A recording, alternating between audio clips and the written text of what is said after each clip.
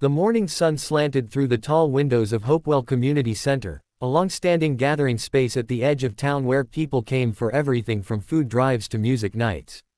In the lobby, a bulletin board displayed colorful flyers, piano lessons, senior chess club, and a threadbare poster reading, Listening Circle, Conversations about Change and Community. That listening circle was today, and Samira Rao was nervous.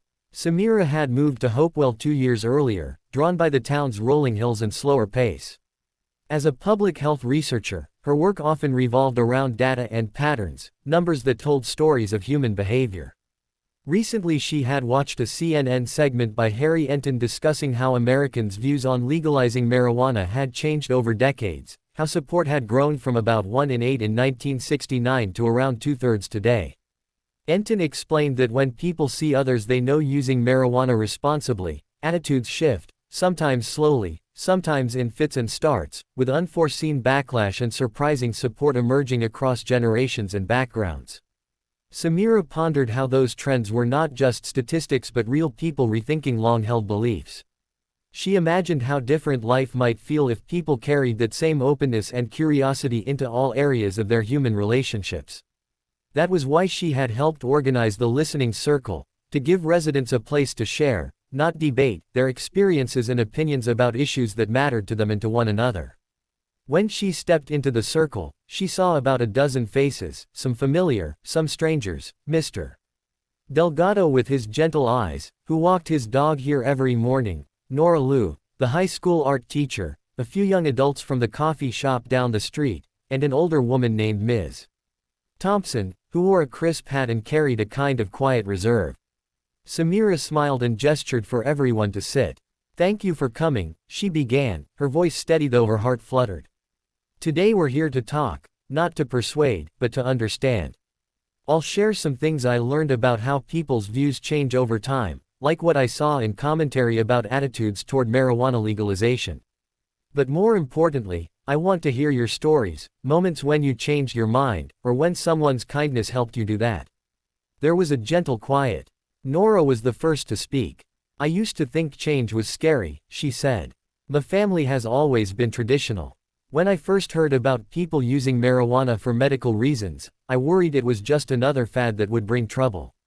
But then my cousin, Paul, was diagnosed with chronic pain.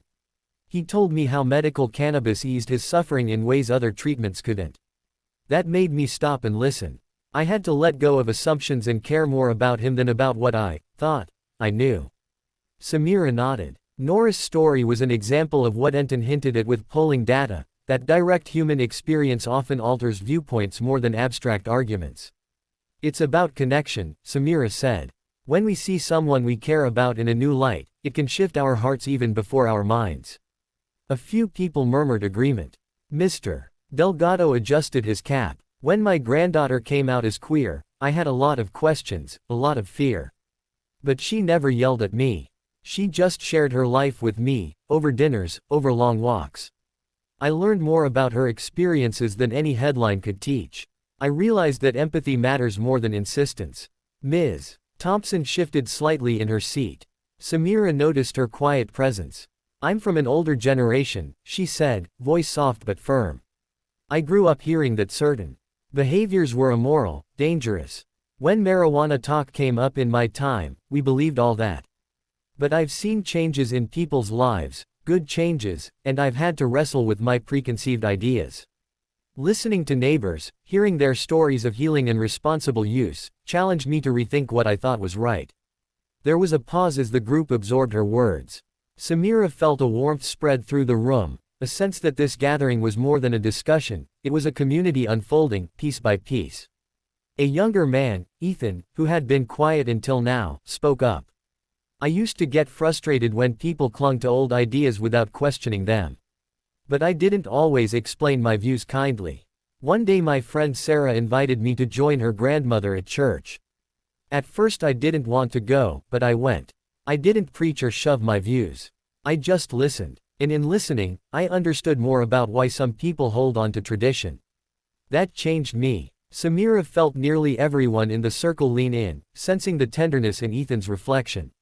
"I think kindness is about refusing to reduce someone to a label," he continued. We often see people as just categories: old, young, liberal, conservative, and forget they are living, breathing humans with stories. When I started looking at people that way, my opinions became less rigid and more compassionate. Samira looked around the circle and saw eyes shining with a shared sense of belonging. A few minutes earlier, she had worried they might clash or retreat into defensiveness. Instead, everyone had allowed themselves to be seen, truly seen, by one another. She stepped forward gently. This is what change feels like. Not the loud debates, not winning arguments, but connecting across differences, meeting vulnerability with empathy. Just like societal attitudes about many issues have shifted over time, our personal attitudes shift when we choose kindness over conflict. A hush settled, not heavy but full, like the room itself was breathing.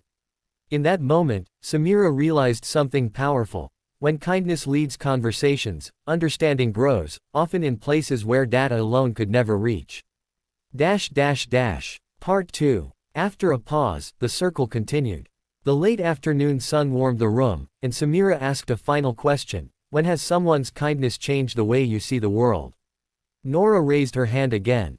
When my cousin Paul first shared his story, I didn't know how to respond. I was afraid of saying the wrong thing. But then he thanked me for listening without judgment. That simple gratitude changed me. I realized kindness isn't just in the big moments, it's in willingness to hear someone out without dismissing them. Mr. Delgado's eyes softened. My granddaughter's patience with my questions helped me see beyond my comfort zone. Her kindness wasn't about agreeing with everything I thought, it was about showing me trust. And that opened my heart to reconsider old assumptions with new understanding.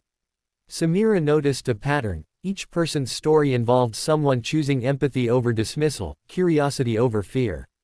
It reminded her of what she'd learned from polling trends. When people personally encounter others whose lives differ from their own, their attitudes can evolve in ways surveys later reflect. She felt moved by the harmony in the room, a harmony shaped not by uniform views but by mutual respect. Then she noticed Ms. Thompson looking thoughtful. I came here expecting to defend tradition, Ms. Thompson said. But I've realized that tradition and kindness are not opposites. They can coexist. What I learned today is that my neighbors here are not threats to the values I hold dear, they are fellow travelers seeking understanding. That's a kindness I didn't expect to find. The group smiled, and someone remarked that their conversations reminded them of a quilt, each patch distinct, stitched together by shared experience. Ethan spoke next. I think our community is like that. We come from different backgrounds, generations, beliefs. But when we choose kindness, we create a patchwork that holds us together even when topics are difficult. Samira's heart filled with gratitude. She thought about the CNN segment again, how Enton pointed to polling numbers that showed both dramatic increases in support for marijuana legalization and compelling evidence of backlash in some groups. That complexity mirrored what she saw here. Change is neither linear nor guaranteed, but it is possible when people choose to listen and to care. She took a breath and shared something personal. Growing up, I often felt like I had to be right. I learned early that facts matter, polls, research, analysis. But I also learned that facts don't have hearts. People do. And when we lead with compassion, we make space for everyone's story, not just our own. The room was silent for a moment, then filled with tender nods. Samira realized that kindness isn't just an act. It's a practice, a daily commitment to see others fully, respect their journey, and allow space for transformation. Then Nora said something that made Samira's eyes well. I work with teenagers every day, and I see how heavy the world feels for them. They face judgment from adults who don't know their lives.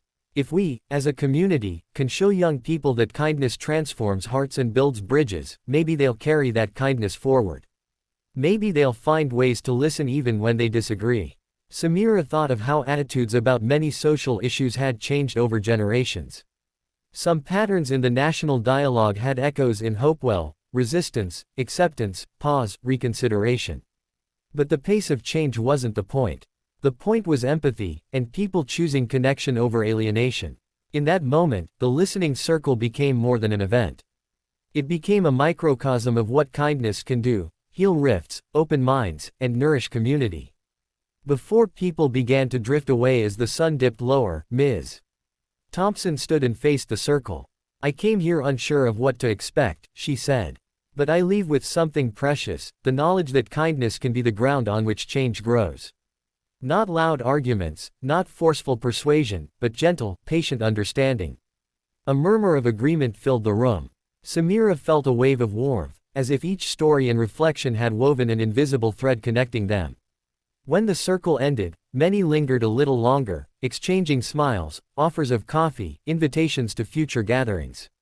Samira walked home with a light heart, reflecting on the power of kindness in shaping attitudes, not just in headlines or polling data, but in quiet moments of genuine connection between human beings. That night, she journaled about the day's experiences, thinking how the world's big shifts, like increasing acceptance of new ideas over decades, often begin in places like Hopewell, one conversation, one act of listening, one moment of kindness at a time. And as she wrote, Samira realized the greatest change comes not from forcing agreement but from honoring each person's dignity, meeting them where they are, and gently inviting them into a shared journey of understanding and humanity.